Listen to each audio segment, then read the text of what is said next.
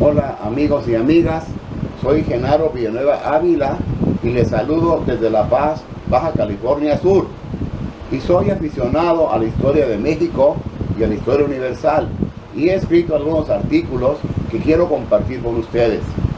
Y el tema de este día se llama el Imperio Tarasco. Se cree que alrededor de los años 800 después de Cristo, y que corresponden a finales del periodo clásico, grupos seminómadas que venían posiblemente del norte se establecieron en lo que hoy es el territorio del estado de Michoacán. Y después de un pequeño tiempo de mestizaje con los nativos de la región, surgió el poderoso Imperio Purépecha, llamado también Reino Tarasco. Tzintzuntzan fue su capital, ubicada a las orillas del lago de Pátzcuaro y que significa lugar de colibríes. Esta región era y es un lugar fértil para la agricultura y para la pesca también.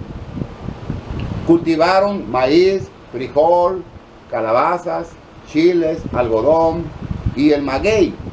Y del maguey extraían el jugo para producir el famoso pulque y el aguamiel. En cuanto a la pesca, el lago de Pátzcuaro producía enormes cantidades de peces, las famosas truchas, el pescado blanco, rico y codiciado, y también los charales que se usan en diferentes y ricos platillos. También recolectaban huevos de pescado e insectos y cazaban patos con una red llamada atlat. Esta era una especie de red que se usaba para esos fines. Y también usaban arpones para cacería de conejos y de otros animales pequeños para su alimentación. Los principales centros ceremoniales de los tarascos eran Tzintzuntzan e Iguazio, en las riberas del lago de Pátzcuaro, donde levantaron grandes construcciones en forma de pirámides llamadas yacatas, dedicadas a su culto religioso. Estas construcciones de piedra eran combinadas con una especie de plataformas rectangulares con templos circulares y que hoy en día permanecen como evidencia de ese gran periodo y poderío del Imperio Purépecha. Los purépechas controlaron extensos territorios del occidente de Mesoamérica y se extendieron en un área de más de 75,000 kilómetros cuadrados, entre el río Lerma al norte y la cuenca del Balsas al sur, y abarcaron principalmente los estados de Michoacán, Jalisco, Nayarit, parte del sur de Sinaloa, Colima, Querétaro y Guerrero. Tuvieron encarnizadas guerras contra los aztecas, quienes nunca pudieron conquistarlos. Eran buenos guerreros, eran muy belicosos y sus ciudades estaban fortificadas y en muchas ocasiones defendieron su soberanía frente al avance del Imperio Azteca o los mexicas. En su estructura política se encontraba como supremo gobernante el rey y gobernador llamado Cazonzi, y este ejercía los poderes absolutos. Y en segundo lugar estaba el sacerdote llamado también Petamuti. Este era el juez principal en asuntos religiosos, el Petamuti, y sacerdote mayor encargado del culto al dios solar Curicahueri.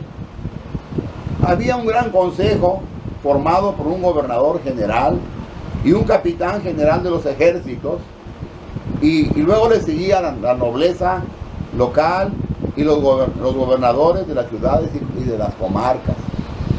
Y por debajo de ellos estaban los recolectores de impuestos y los que imponían los tributos. Y después de estos estaban los mayordomos encargados de organizar las fiestas solemnes. Y los militares también de menor jerarquía, los artesanos, los campesinos y los pequeños comerciantes. Los esclavos componían la clase explotada. Los esclavos eran aquellos que habían sido capturados en las guerras contra otros pueblos. En el siglo XIII hubo un rey llamado Tariacuri. Este llevó al pueblo purépecha al máximo de su esplendor.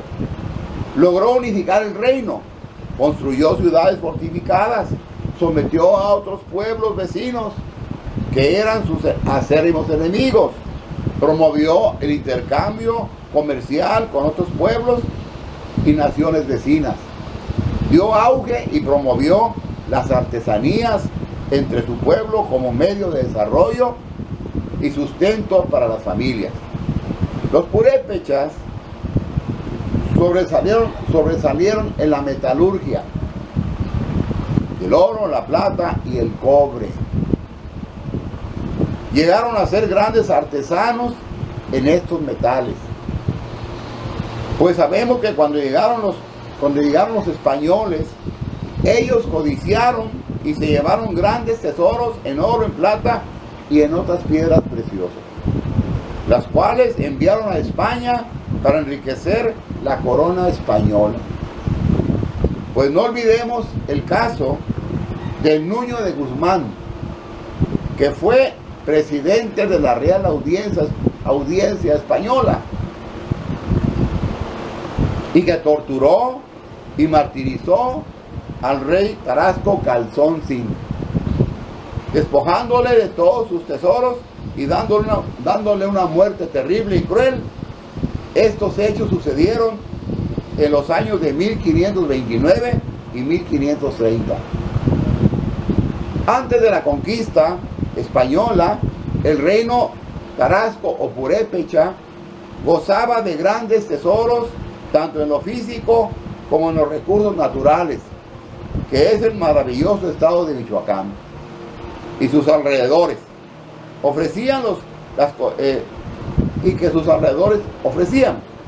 Las cosechas eran abundantes, había lagos y ríos los cuales producen grandes riquezas en la agricultura y en árboles frutales, diferentes tipos de árboles frutales y además el aguacate. En todo tiempo había peces, había mucha alimentación para el sustento de la población, sin contar con la extracción del cobre. En la extracción del cobre, las minas del cobre son inagotables, cosa que los españoles conquistadores aprovecharon. Tariacuri fue un gran rey y que además de ciudades grandes edificó casas y palacios de mucho esplendor. Promovió el arte plumario. Los artesanos hacían bellísimos penachos, insignias, abanicos, capas y mantas de diferentes clases de plumas. Su cerámica se distinguió por su variedad, decoración y finos acabados. Después de Tariacuri hubo otro rey llamado también y de gran renombre, que muchos historiadores avalan, llamado Sitsipandacure. Ese también dio esplendor y fuerza y poderío al reino purépecha, de tal manera que este llegó a ser el segundo reino más poderoso de todo Mesoamérica, después del imperio azteca o mexica, claro. Sitsipandacure estableció alrededor del año 1450 la capital del imperio en Tzintzuntzan, ciudad que conservó ese carácter hasta la conquista española y que trágicamente dio fin a tan esplendoroso imperio. El pueblo purépecha fue reducido a tan repugnante esclavitud por los conquistadores españoles. quienes algunos historiadores dicen, ellos fueron los que los llamaron tarascos. Quien visite Michoacán, y principalmente los alrededores del lago de Pátzcuaro, podrá constatar que ahí se levantó un poderoso imperio, pues aquellas pirámides aún se pueden apreciar. Y no solo eso, sino que en la actualidad se pueden disfrutar de los productos del lago de Pátzcuaro, los charales y el pescado blanco y otros platillos suculentos que ahí se nos ofrecen. ¿Y qué podemos decir de las artesanías y que hoy se ofrecen ahí? Esas son ahora famosas mundialmente por su calidad y belleza y sus finos acabados. Y las afamadas guitarras de Paracho, que son únicas en su calidad y en su sonido. Y sin olvidar la cerámica, que es altamente admirada y apreciada por los nacionales y por los extranjeros. Interesante, ¿verdad? Soy el profesor Genaro Villanueva Ávila. Mi correo electrónico es genaro@hotmail.com. Hasta la próxima.